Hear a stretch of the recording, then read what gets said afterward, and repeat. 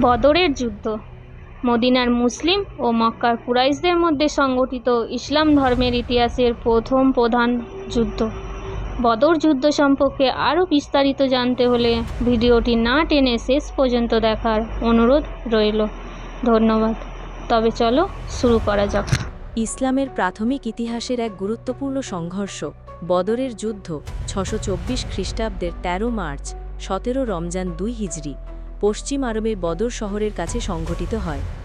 এটি নবী মুহাম্মদের নেতৃত্বে মদিনার নবজাতক মুসলিম সম্প্রদায় এবং নবীর প্রধান প্রতিপক্ষ মক্কার কুরেশ গোত্রের মধ্যে প্রথম বড় সামরিক লড়াই ছিল।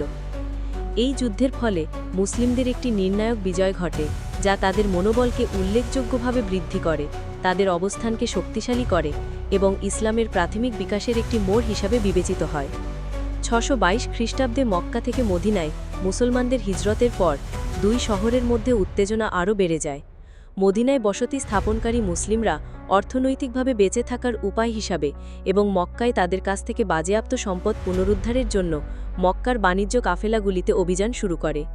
সিরিয়া থেকে ফিরে আসা একটি কাফেলার নেতৃত্বাধীন আবু সুফিয়ান মুসলিমদের তার কাফেলাকে আক্রমণ করার পরিকল্পনা সম্পর্কে অবগত হন এবং মক্কায় আরও শক্তিশালী সৈন্য পাঠানোর জন্য একজন দূত পাঠান।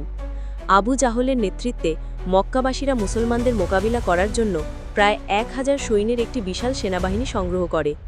নবী মুহাম্মদের নেতৃত্বে মুসলিম বাহিনীতে প্রায় 313 থেকে 317 জন সৈন্য ছিল এবং তাদের অশ্বারোহী বাহিনী সীমিত ছিল। মদিনার কাছে বদর উপত্যকায় উভয় সেনাবাহিনী মুখোমুখি সংঘর্ষ হয়।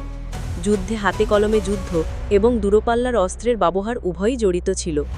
মুসলমানরা বিশ্বাস করে যে তাদের বিজয় ঐশ্বরিকভাবে নির্ধারিত ছিল, ফেরেশতাদের বা মালাইকার সাহায্যে তানা সংখ্যায় উল্লেখযোগ্যভাবে কম ছিল। এই যুদ্ধের ফলে মুসলিমদের একটু চূড়ান্ত বিজয় ঘটে, যেখানে তাদের নেতা আবু জাহল সহ 70 জন মক্কান সৈন্য নিহত হয় এবং 70 জন বন্দী হন। 14 জন মুসলিম শহীদ হন, যার মধ্যে 6 জন মুহাজির অর্থাৎ মক্কার মুসলিম এবং 8 জন আনসার অর্থাৎ মূলত মদিনার মুসলিম ছিলেন। বদরের যুদ্ধকে ইসলামের প্রাথমিক ইতিহাসের এক গুরুত্বপূর্ণ মোড় হিসাবে বিবেচিত হয়।